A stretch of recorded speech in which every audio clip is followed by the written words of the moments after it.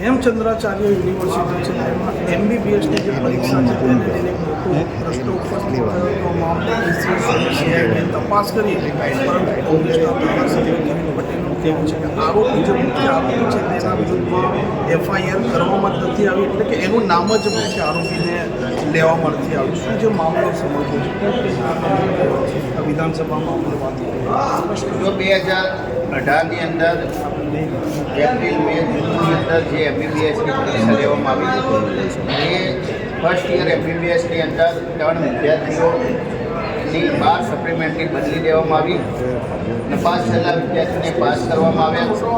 આ બાબતે મને ફરિયાદ મળી, મેં વિધાનસભાની અંદર રજૂઆત કરી. ફરિયાદના આધારે સૌથી પહેલાં યુનિવર્સિટીએ ત્યાંના સ્થાનિક કારોબારી સભ્યોની કમિટી નિમી. એ કમિટીની અંદર સ્પષ્ટ થયું કે 3 વિદ્યાર્થીની 12 સપ્લિમેન્ટરી બદલવામાં આવી.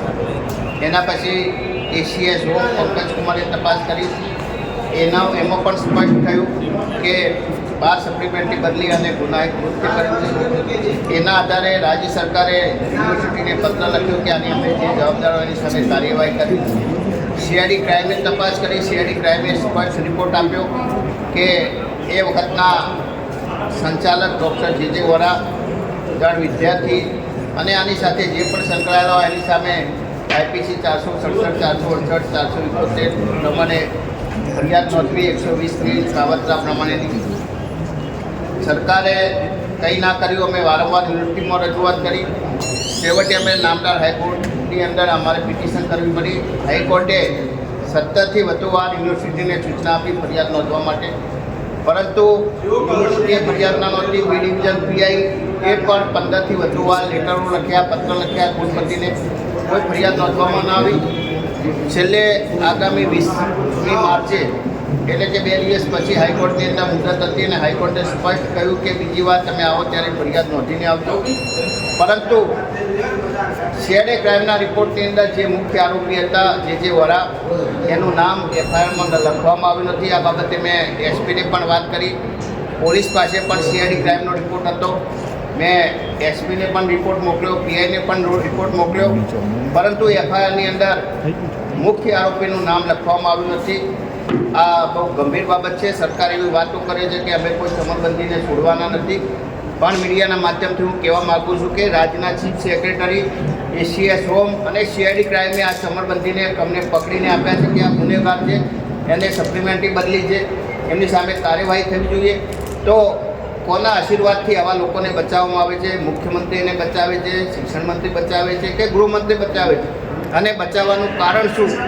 જ્યારે MBBSની અંદર સપ્લિમેન્ટરી બદલી હોય, કોઈ સામાન્ય વિદ્યાર્થી હોય, પોલીસ પરીક્ષાની અંદર ચોરી કરે તો એને 3 વર્ષની સજા કરવાની, અને આવી સપ્લિમેન્ટરી બદલી અને પાસ કરાવવા વિરુદ્ધમાં કોઈ કાર્યવાહી ના થાય.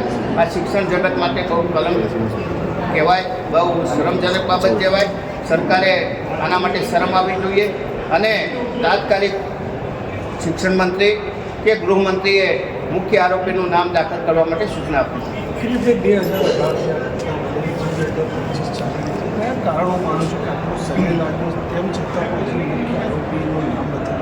કોઈ પણ રીતે રાજકીય રીતે આરોપીને બચાવવાની કોશિશ કરવામાં આવી છે. કોના ઇશારે કોણ બચાવી રહ્યું છે એ તમારે સરકારને પૂછવાનું છે. મુખ્યમંત્રીને પૂછો, શિક્ષણ મંત્રીને પૂછો કે ગૃહમંત્રીને પૂછો કે જ્યારે CID ક્રાઇમે સ્પષ્ટ રિપોર્ટ આપ્યો છે, પંકજકુમારે સ્પષ્ટ રિપોર્ટ આપ્યો છે, એનું નામ છે, તો શા માટે તમે એને બચાવી રહ્યા છો? જી જરૂરથી આતા કોંગ્રેસના ધારાસભ્ય કિરીટ પટેલ, જેમનું કહેવું છે કે વર્ષ 2018માં જે તપાસ ચાલુ કરવામાં આવી હતી તે ઘટનાને આજે 7 વર્ષ વીતવા આવ્યા. 2025માં તે ગુનો દાખલ થાય છે. CID ક્રાઇમ, ACS હોમ તે દરેક રિપોર્ટમાં લખે છે કે મુખ્ય આરોપી છે જે વોરા, પરંતુ જે પ્રકારે ગુનો દાખલ થયો હાઈકોર્ટે વારંવાર ટકોર કરી, ત્યારબાદ ગુનો દાખલ થયો, તેમ છતાં જે મુખ્ય આરોપીના આરોપ લગાવે છે આ ધારાસભ્ય, તેનું નામ હજુ સુધી કેમ નથી? મુખ્યમંત્રી હર્ષ સંઘવી, જે ગૃહ રાજ્યમંત્રી છે કે પછી શિક્ષણ મંત્રી, તેમના વિરુદ્ધ પર તે આરોપ પણ લગાવી રહ્યા છે. જોઈએ આ મામલે આવનારા દિવસોમાં શું થાય છે. પ્રકારના સમાચાર પ્રકારના એવા માટે નવજીવન ન્યૂઝ ચેનલ જોતા રહો. નમસ્કાર. વૈષ્ણવજન તો તેને કહીએ જે પીડ પરાઈ